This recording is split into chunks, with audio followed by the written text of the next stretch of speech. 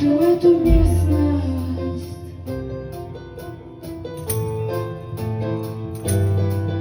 Я проснулась, чтобы услышать запах твоих волос. В нашей дружбе навсегда все остается не всерьез, навсегда и не всерьез, не всерьез.